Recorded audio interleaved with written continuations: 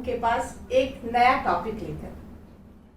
और आज का जो हमारा टॉपिक है वह यूरोप के इतिहास का है, और वो भी किस समय का? मध्यकालीन यूरोप का। मध्यकालीन यूरोप में एक बहुत बड़ी घटना थी पुनर्जागरण। ये पुनर्जागरण का प्रभाव ऐसा था, इसके बाद यूरोप मध्यकालीन यूरोप से निकलकर आधुनिक यूरोप की तरफ प्रवृत्त हुआ।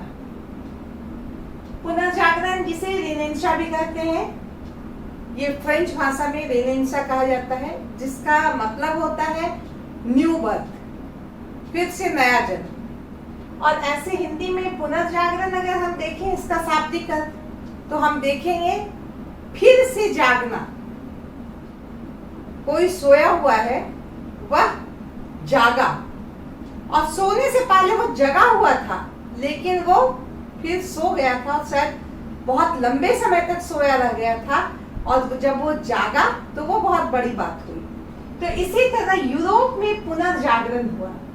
कहने का तात्पर्य यह है कि यूरोप में मध्यकाल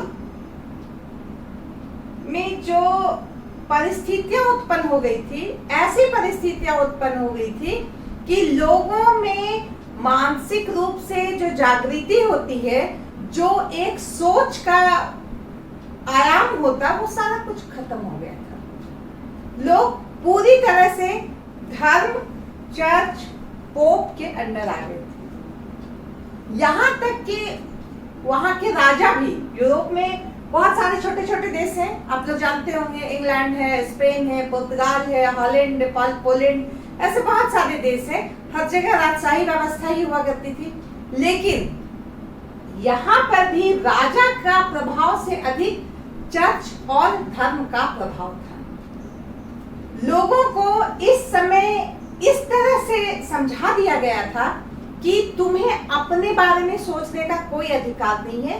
अगर तुम सोचते हो तो सिर्फ धर्म के बारे में सोचो, तुम चर्च के बारे में सोचो, तुम पोप के बारे में बात करो, अन्यथा तुम अपने बारे में बात मत करो, ये गलत है। और जनता इस बात को आंख मूंद कर इस बात को फॉलो कर रही थी वर्षों से। कहा जाता है कोई भी चीज कितना चल सकता है, किसी भी चीज की उन्नति होती तो उसकी अवनति होती है, पराकाष्ठा के बाद पतन तो निश्चित होता है। तो ये जो उनका वर्चस्व था वह भी अपनी पराकाष्ठा भी चला गया था, और उसका पतन होना अनिवार्य था। तो ऐसी स्थिति में पुनर्जागरण शुरू हुआ, और पुनर्जागरण तो एक दिन में नहीं हो गया। ऐसा हम नहीं कह सकते हैं कि अरे इस तारीख को तो पुनर्जागरण हो गया था, ऐसा नहीं है। हम ऐसा नहीं कह सकते अच्छा 1600 इतने में पुनर्जागरण हुआ था, इस ईस्वी में हुआ था, ऐसी बात नहीं है। पुनर्जागरण कोई एक दिन की बात नहीं है, वो एक प्रक्रिया है जो लगभग 300 साल तक चली। लोगों में धीरे धीरे धीरे धीरे स्टेप बाय स्टेप कैसे लोगों में जागरूकता आई, और कैसे उन्होंने एक नया कदम उठाया और आधुनिकता की तरफ वो चले गए, इसका कोई फिक्स डेट और टाइम नहीं है। तो ये पुनर्जागरण हम कह सकते हैं 14वीं से 17वीं शताब्दी के बीच धीरे धीरे धीरे होने वाली प्रक्रिया थी। मुख्य बात क्या बताया मैंने कि इस समय पूरी तरह से जनता, लोग, पूरा राज्य जो है सभी धर्म और चर्च के अधीन आ गया था। एक समय था जब लैटिन सभ्यता, यूनानी सभ्यता, बहुत ही गौरवशाली सभ्यताएं हुआ करती थी। जैसे हमारे देश में आर्य सभ्यता को बहुत प्रतिष्ठित जगह मिला हुआ था, बहुत गौरवशाली परंपरा थी, इनकी भी परंपरा बड़ी गौरवशाली थी, लेकिन धीरे धीरे सही व्याख्या ना होने के कारण वो एक प्रकार से दब गया, और एक नई व्यवस्था का जन्म हो गया, एक नए विचारधारा का जन्म हो गया, जिसमें लोग बहने लगे, और वो पुरानी संस्कृति, पुरानी सभ्यता वो दब गई। बहुत सारा कारण था। पहली बात तो उसे दबा दिया गया कि तुम मत सोचो, हम सोचेंगे तुम्हारे लिए। तुम्हें सोचने का कोई अधिकार नहीं है। तुम अपने दिमाग से नहीं काम कर सकते हो। तुम अपने लिए, अपने सुख स्वास्थ्य, अपने भौतिक समृद्धि के लिए, अपने मानसिक सुख के लिए तुम कुछ नहीं कर सकते हो। तुम्हें पूरी तरह से जो भी करना होगा वह धर्म के लिए ही करना होगा। अगर मान लो कि कोई डॉक्टर है, कोई डॉक्टर भी होते थे, शिक्षक भी होते थे, अगर वो कुछ अच्छा काम कर रहे हैं, जन कल्याण का काम कर रहे हैं, किसी बीमार को ठीक कर रहे हैं, तो उनको उस समय वैल्यू नहीं मिला हुआ था कि नहीं तुम कुछ नहीं कर रहे हो। तुम अगर कर रहे हो तो चर्च के लिए करो, जो भी कर रहे हो चर्च के लिए करो, धर्म के लिए करो। कि क्या तुम डॉक्टर यहाँ दिखा रहे हो, तुम बीमार को ठीक कर रहे हो, इसका कोई वैल्यू नहीं है। तो इस तरह से आप समझ सकते हैं कि उस समय की व्यवस्था कैसी थी और लोग किस दौर से गुजर रहे थे। ये हुआ पुनर्जागरण। ऐसी स्थिति थी कि पुनर्जागरण के कारण बनने लगे। अब पुनर्जागरण आवश्यक थी। इसी व्यवस्था में पुनर्जागरण के कारण छुपे हुए थे। क्योंकि ये बहुत बड़ा विषय है, इस पे अगर आदमी बोलना चाहे ना तो 5 दिन भी कम पड़ जाए। बहुत वृहद विषय, जिसमें एक पॉइंट पे अगर पॉइंट पकड़ेगा तो उस पे एक दिन चला जाएगा। मैं आपको सीमित तरीके से संक्षेप में बताती हूँ। मैंने पहले ही बताया है, ये कोरोना पीरियड है, बच्चे सही तरीके से क्लास नहीं कर पा रहे हैं और ऐसे में उनका कॉन्सेप्ट क्लियर नहीं हो पाता है। क्लास नहीं, किताब पढ़ ले लेकिन वो समझ नहीं पाते हैं विषय को। तो हमारी कोशिश ये है कि मैं सिर्फ कॉन्सेप्ट क्लियर कर दूं। उसके बाद आपके पास किताब है, आपके पास बहुत सारे मटेरियल हैं जिससे आप विस्तार से उसको समझ सके। सबसे पहली बात क्या होती है कि लोग समझ ही नहीं पाते शुरू।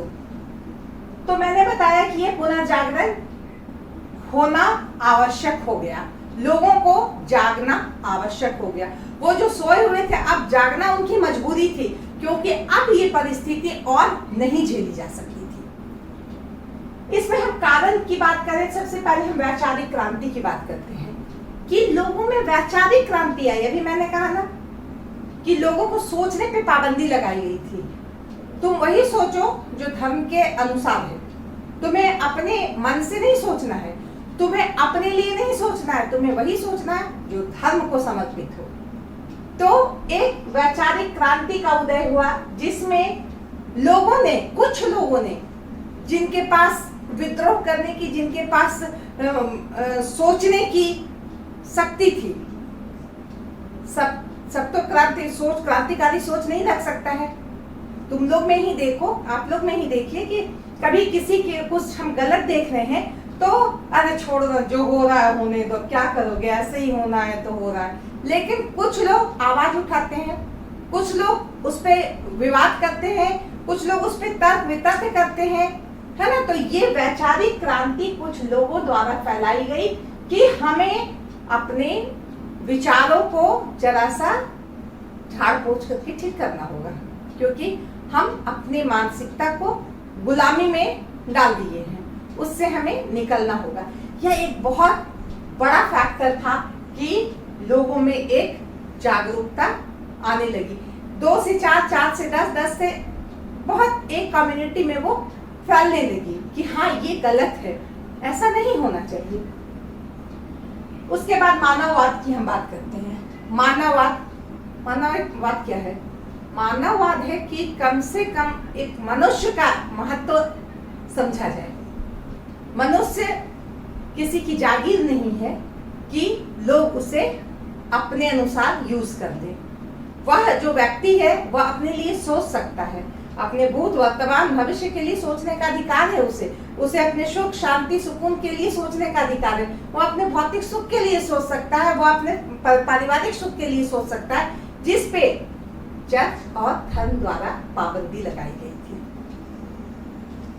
मानववाद के प्रवर्तक हम पैट्रॉक को कहते हैं। इन्होंने ही पहली बार कहा कि तुम अपना महत्व समझो, और यह बहुत बड़ा प्रतिपादन था। इस मानववाद का बहुत बड़ा प्रतिपादन किया, जिससे बाद में बहुत विद्वानों ने, बहुत दार्शनिकों ने इसको और भी आगे बढ़ाया। अब हम बात करते हैं कला और साहित्य का विकास। कला और साहित्य के बारे में हम बात करें, क्यों हम ये बात निकालें? हमारा कला और साहित्य भी चर्च के ही अंडर था। अगर हमें कुछ रचना करनी है, मान लो कि हम एक नाटक लिखना चाह रहे हैं, तो वो हम नहीं लिख सकते हैं। हमें लिखना है तो सिर्फ उधर ही जहां से जैसा निर्देश हमको मिल रहा है। हमारी कलाकारी जो भी होगी बस उधर से होगी। और ये भी नहीं कि वो सही है, हमारे सामने वो धर्म ग्रंथ जो दिखाया गया है, जो बताया जा रहा है, वो भी हमारे बस की बात नहीं। हम नहीं पढ़ सकते, हम लैटिन साहित्य नहीं जानते। जो पादरी ने, जो पोप ने व्याख्या कर दी, हम उसको मानने के लिए बाध्य हैं।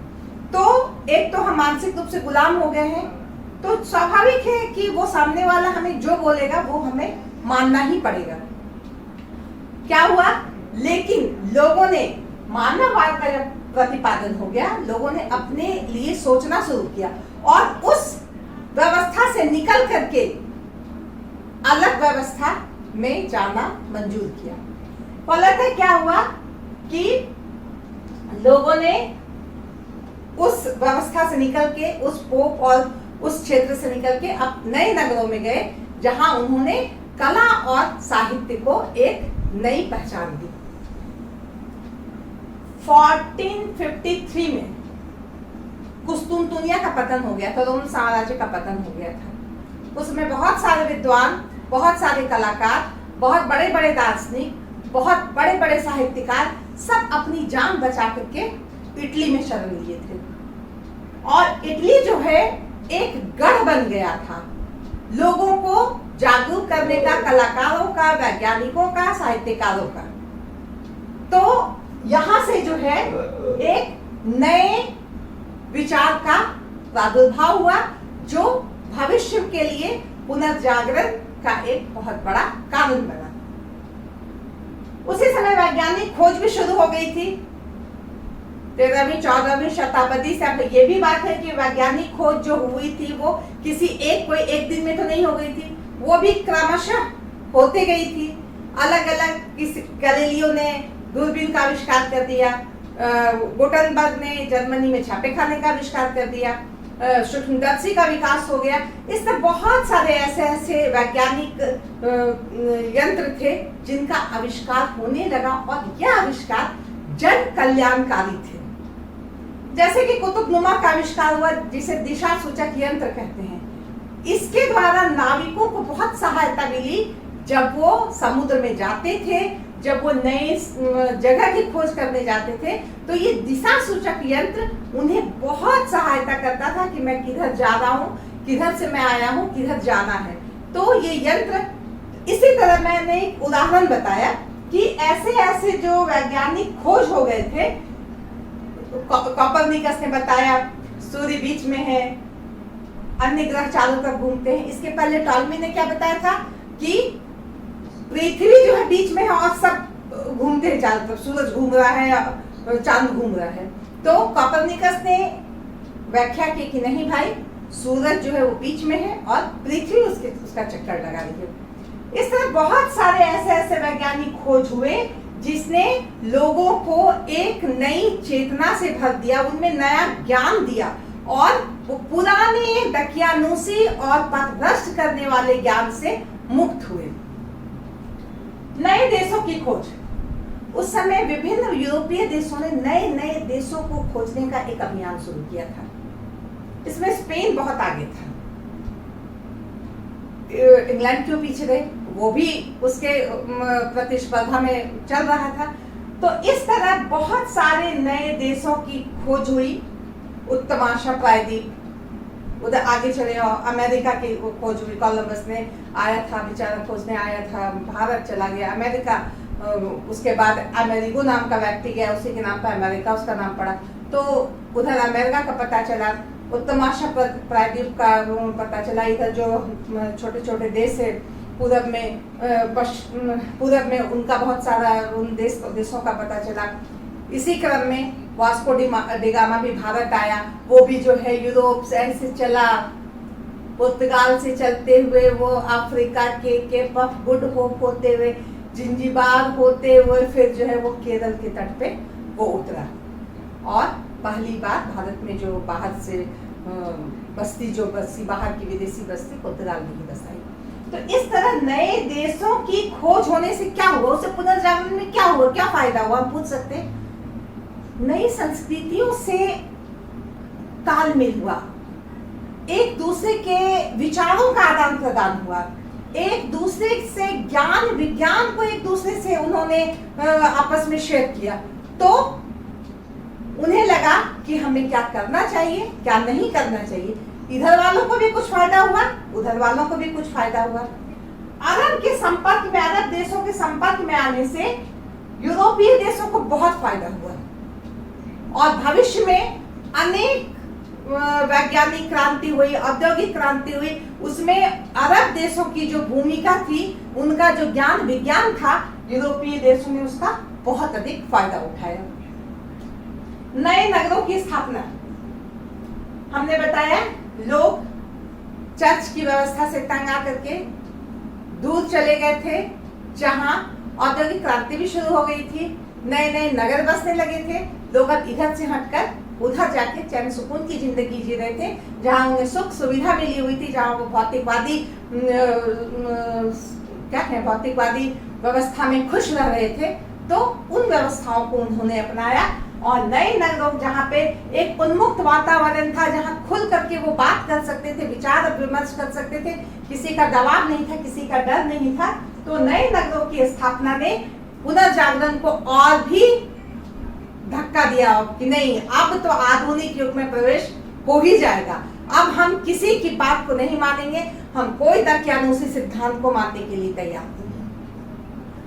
आधुनिक शिक्षा का प्रभाव, इंग्लैंड का ऑक्सफोर्ड, जानते हो ऑक्सफोर्ड, कैम्ब्रिज और ऑक्सफोर्ड, ऐसे ऐसे जो विश्वविद्यालय थे, इन विश्वविद्यालयों में ज्ञान का एक नया आयाम शुरू हुआ, एक नई जागृति शुरू हुई। इन शिक्षा गृहों से लोग नए नए चीज, नई क्रांति, दूसरे देशों से आदर्श, ये सब लेकर के उन लोगों ने एक नया समाज बना दिया, एक नई चेतना लोगों में डाल दी।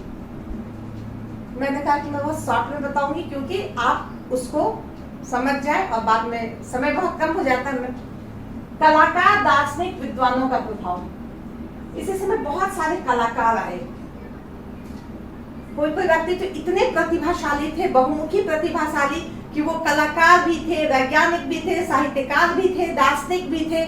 ऐसे ऐसे लोग, जिसमें एक का नाम है इटली के लियोनार्डो दा विंची, आप लोगों ने नाम भी सुना होगा। मोनालिसा उनकी कृति है, द लास्ट सपर उनकी कृति है।